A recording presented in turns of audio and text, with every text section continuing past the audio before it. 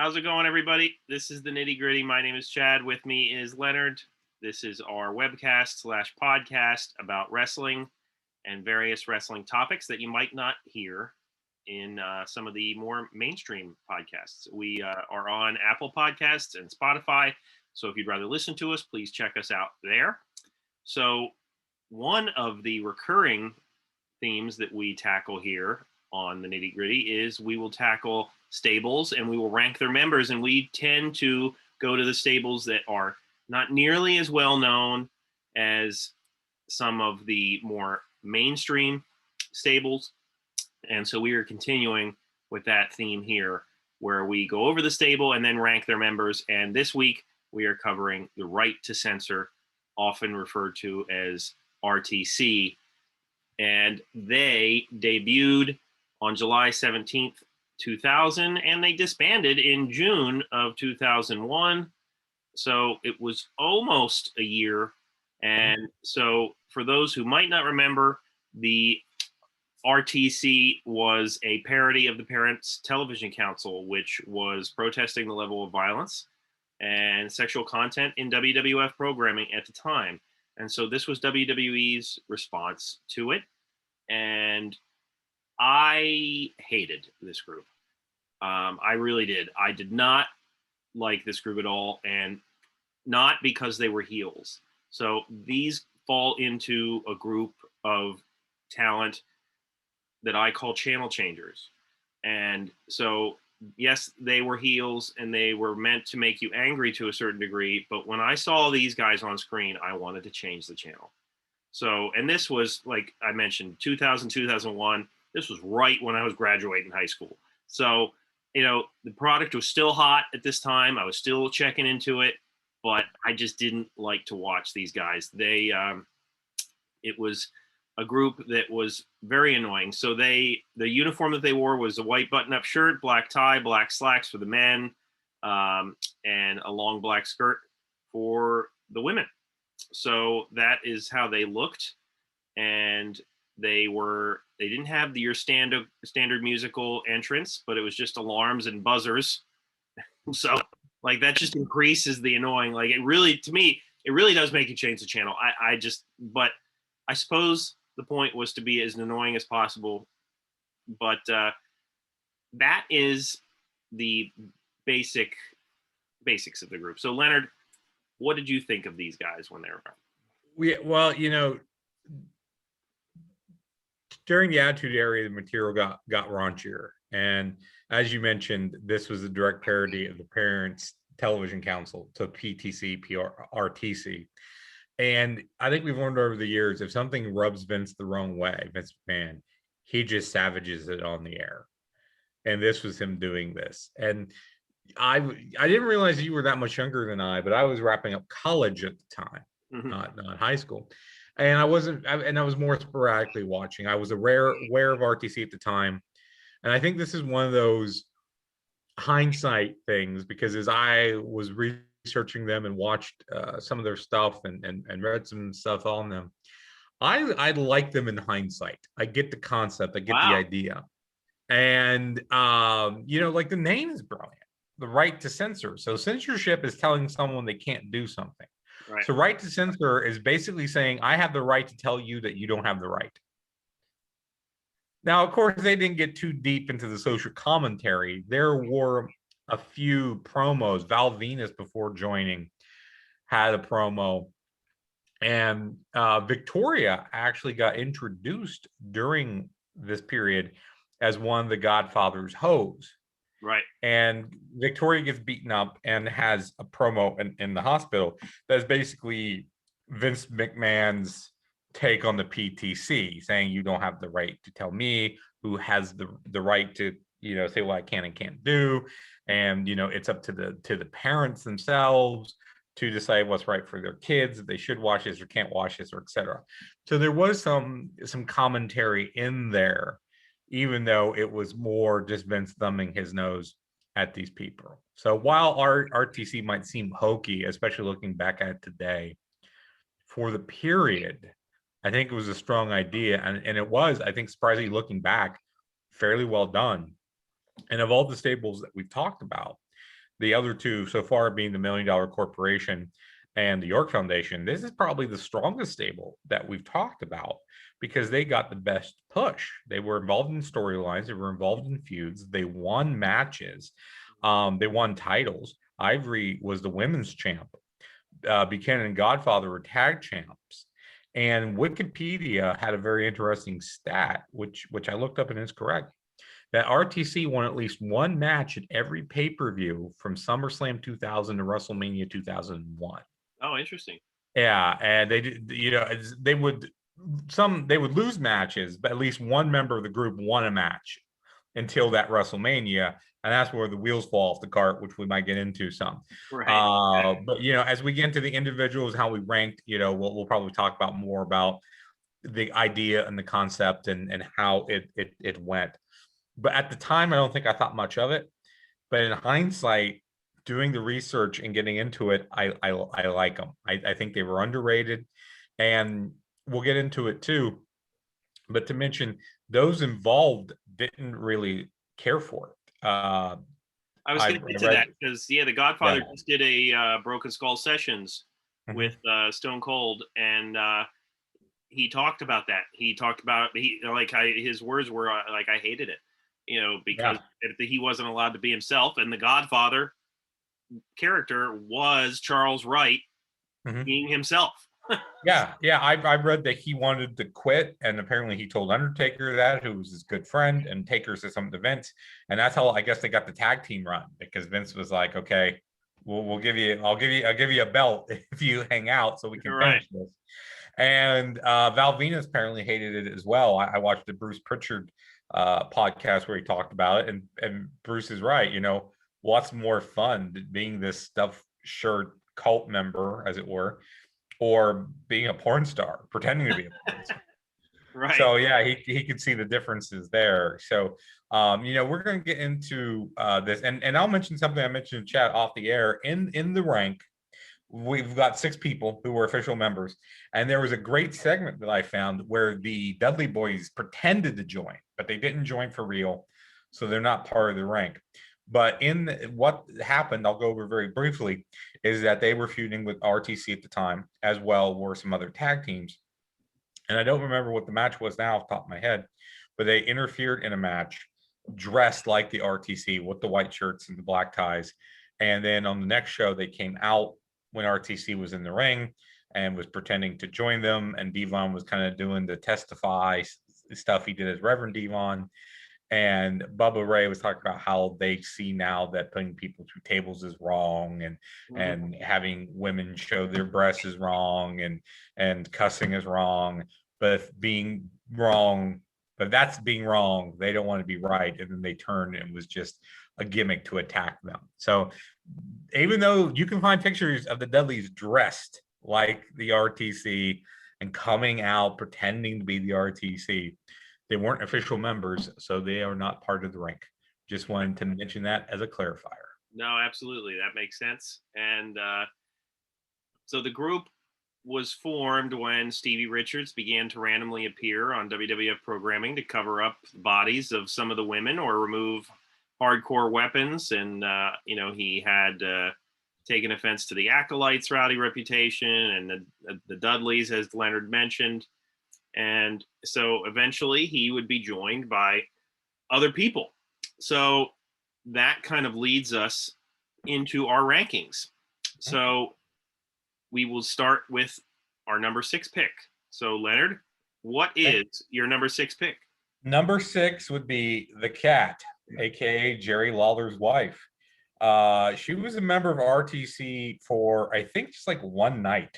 Right. Yeah. So Jerry Lawler lost the match to Stevie Richards for the services of the Cat, and she had to become a member of the group.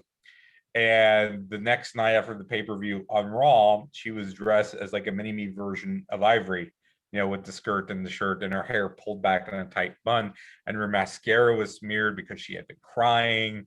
And it's a really awkward segment if you watch it, because she's being forced to be part of this, right? But she doesn't want to be. So what would have been how this would have played out differs between some people. So she left WWE right after this, and it caused her husband Jerry Lawler to leave with her. Right. WWE has always said it was because Kat had a bad attitude behind the scenes and they weren't getting along. She pieced out. Kat and Lawler's always said because she left because they wanted the storyline to play out of Kat sleeping with every member of RTC, apparently including Ivory as well, and taking them down from the inside and basically kind of breaking them from the inside. And it's interesting that on the very episode after this, there's a segment where Val Venus apologizes for falling off the wagon and having sex with a woman, and it's never mentioned who it was, and they forgive him and bring, hugging, group hug, and he comes back in the fold.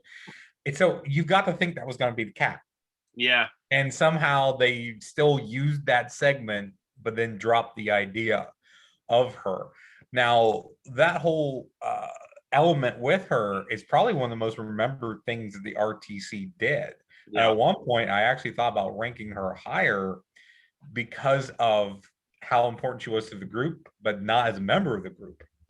And she had a rival faction called Right to Nudity, which I don't think there's ever anybody in that. It was just her saying, well, I have the right to get naked if I want to. And she famously got nude, or topless, I should say, on pay-per-view at one point. So while the Cat and that whole storyline is very important to RTC, as a member, she was only there for one day and against her will at that. So it's hard, I think, to rank her higher than 6. Yeah, no, I agree with you. That is my number 6 pick as well, the Cat.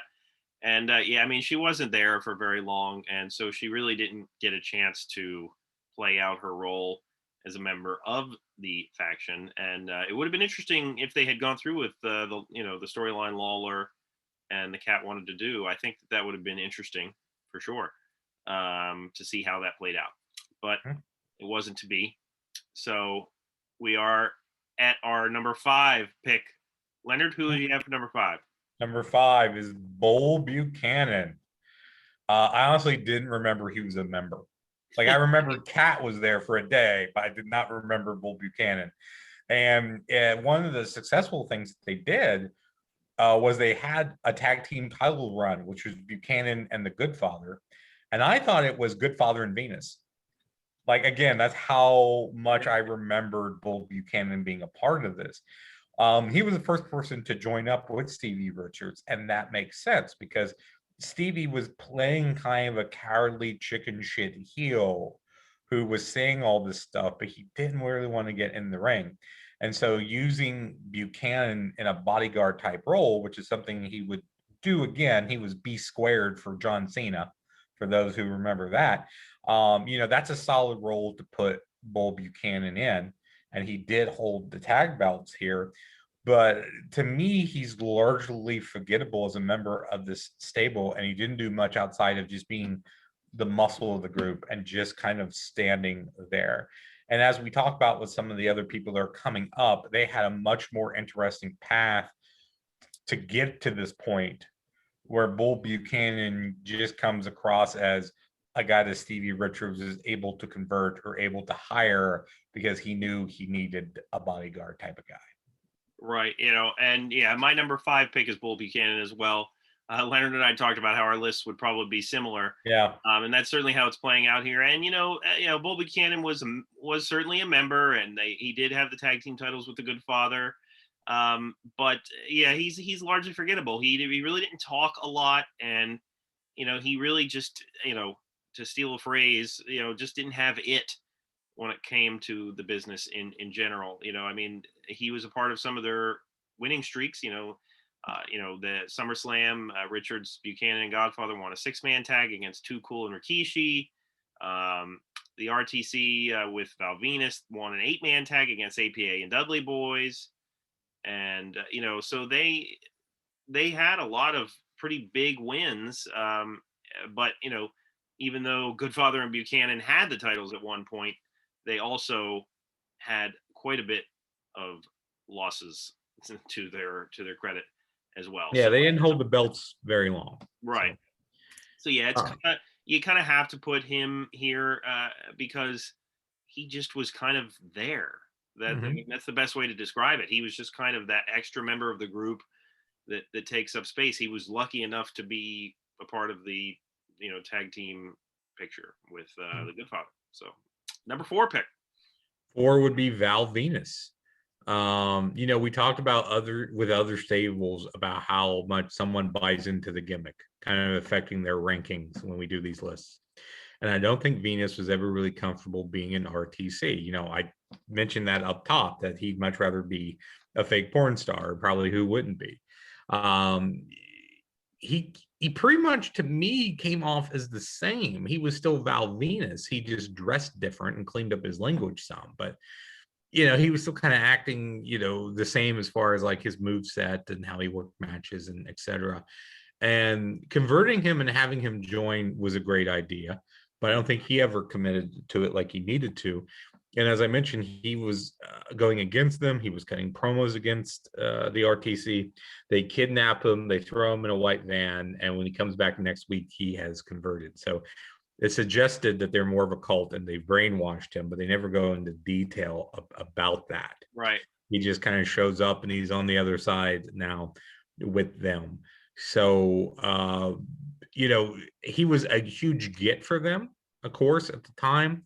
And that was another thing that Bruce Pritchard mentioned was the idea of the PTC were heavily against certain aspects, and someone like Val Venus and someone like the Godfather. So why don't we take these guys that they don't like and make them the people who are coming after us? Right. So it was kind of taking bullets out of their guns by taking those people away. Right. So I do think it's smart to have like these converts, some of the worst people becoming converts, and you often find that with born again Christians. Something against that, but people who often lead the worst lifestyles. That's how they find their way. And Right. I think it would take a longer storytelling to kind of do that. Where with Venus, and we're going to talk about the Good Father eventually as well, that it just sort of was they went from A to B rather quickly. Yeah.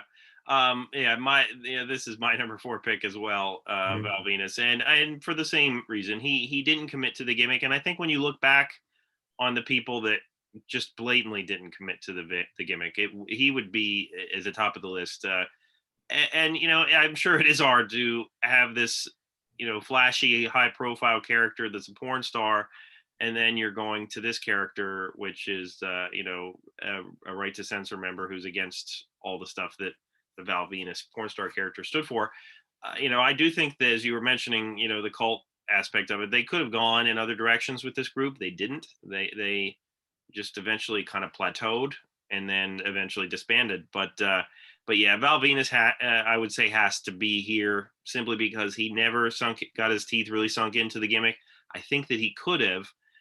He did have a high profile win over China, but yeah, he really didn't have a ton of memorable spots here. So that would mean we're getting to our number 3 pick.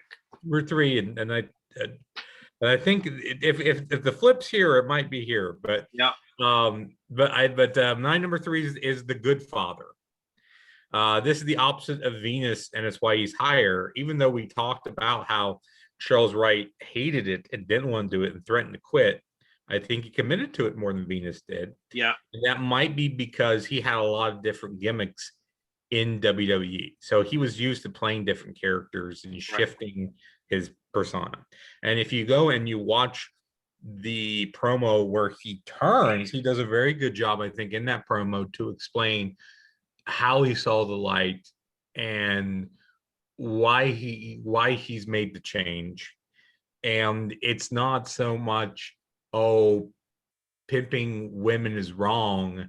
It's you can't buy love. Love is something that is given freely. Like, it's a pretty good promo. It's a good angle for him to come at with it. And I do like that he changed a little bit. He was wearing glasses. He was doing his hair a little bit different. Right. There's a slight name change. He's the Good Father instead of the Godfather, which is really brilliant. Yeah. So as I mentioned, converting a porn star is a great get for them. Converting a pimp and a weed smoker is a good get for them. And even though Wright hated this and he said he hated it, if you watch it, he's doing the best job that I think he can. And that speaks to what the professional that he was, considering that he played so many varied characters over time. So I think this is just a testament to how underrated maybe Charles Wright was, although I think in recent years a lot of people are starting to appreciate him more. But yeah, despite what he might say, I think he did a really good job with what he was given here. And as mentioned, he was part of that tag title run. Yeah, and like you said, like the point is, and this is my number 3 pick as well. Okay. He tried. Like he did try. Now he didn't like it, and I think if you go back and you look at some of the images and the clips, like you could see that he wasn't crazy about it, but he did try more than Val Venus tried. And as you were mentioning the name change, it would have been interesting if they had changed Val Venus's name to Sean Morley or whatever. Yeah. It would have gone. And we talked about this with the York Foundation as well. Similar with the name changes. So I think that they could have done more with this group. But yeah, the good father, he did try hard, and he deserves to be in the middle of this lineup. He deserves to be higher than the other people, but maybe not as high as our number 2 and number 1 picks. He did have that tag team title run. He was, I think, at least a good component of why people wanted to see this stable, if they wanted to see them at all, just to see what's the Godfather going to do. Is he going to come back and be the Godfather? Is he going to stay the good father? They wanted to, I'm sure to some degree, people wanted to see what would happen with him in particular. So yeah, number 2. Number 2 is Ivory, who is probably the most successful member of the RTC, even though she was the last to join, not counting the cat. She won the women's title and had a lengthy run with that, and a strong feud with China throughout that as well. And it ended at WrestleMania 01 with China having her only women's title run, which I think is interesting. But during that period, Ivory got wins over China. She beat Lita, Trish Stratus, Molly Holly, just about every notable woman that they had at the time. And I thought she was someone who committed to the gimmick. She was already doing sort of a conservative type of thing earlier in the year before she went away a little bit and then came back to join these guys. So I think she got the gimmick. I think she bought into it. I didn't really find anything where she talked about whether she liked it or she didn't. But I think she committed to it. And I love how they kind of changed the outfit a little bit for her. Like she's wrestling in a full skirt. Yeah. And say what you will about the women back then, but Sasha Banks, Charlotte Flair, Asuka, whoever, you try wrestling a match in a full skirt. Yeah. I would like to see how that comes across for them. And no, Stu, she didn't have the regular necktie the rest of them had. It was like this little string tie.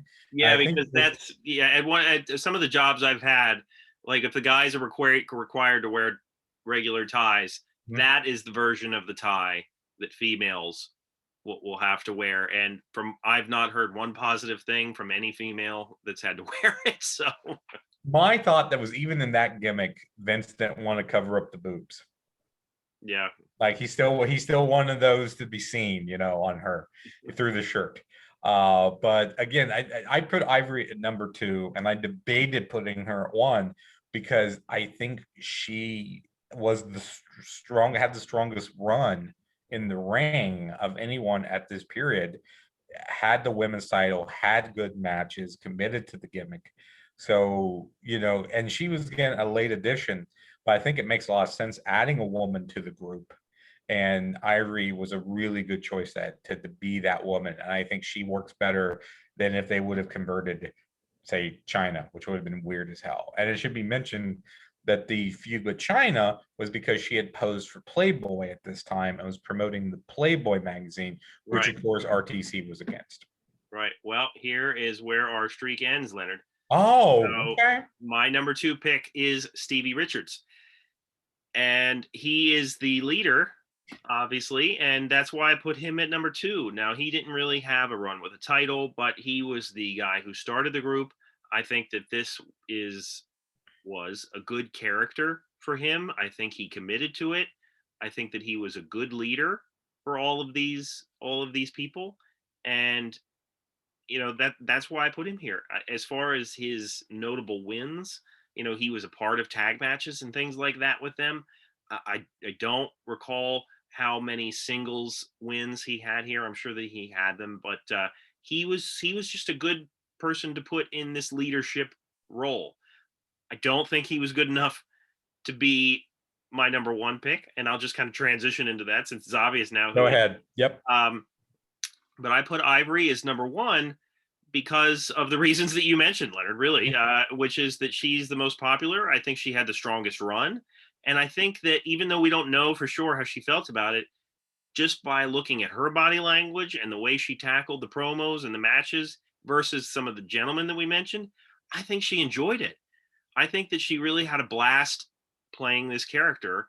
And out of all the members, she looked the strongest. To me, she was the face of this group in that she was the women's champion. She had wins over all these notable ladies. And when you think back to the RTC, I think that she's one of the first people you think of in a positive way. Now you might think of, oh yeah, that's the good father, right? But you think about Ivory having that strong run. So that was my logic in my number two, number one picks. It is really close, as I'm sure you're going to talk about as well. But go ahead. I put I put Richards as my number one by a hair, and I didn't really consider the in work stuff by him. As you said, I don't know if he did a lot of single stuff or he got a lot of singles wins. Again, he was involved in a lot of the multi-man stuff they were doing. But he was the leader of the group. He's the one that started it all. He's the one that got the idea over. So I kind of had to go with him at the end. True. I think he's a great pick to lead because Richards originally came from the original ECW. And that's where the Salacious Material kind of started. The Attitude Era started with them. So taking one of the ECW stalwarts and putting them in this role, and I don't think they ever really touched upon that, I think is a smart thing. I think Stevie Richards is vastly underrated. I think he's very good in the ring and he's very good on the mic, and he's had different characters over the years. And always being Stevie Richards, but tweaks in the concepts of what he was doing. But just never kind of got out being that lower card to low mid card dude. But he's also a guy who, well, everything I say, he's pretty good in the ring. And I think it's because he got bounced around so much by ECW and WWE that he's maybe not considered as good as I think he should be, but he was very versatile. That's probably why he was bounced around. So I think Richard created a good character. He played it well, got the basic idea over to start with. He led most of the group promos. He was solid in the ring if he didn't have, the title belts and a lot of big wins.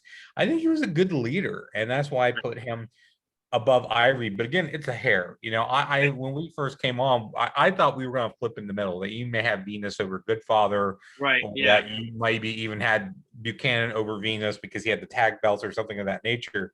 And so our streak continues. We've never done one of these ranks where we've been right from the up and down.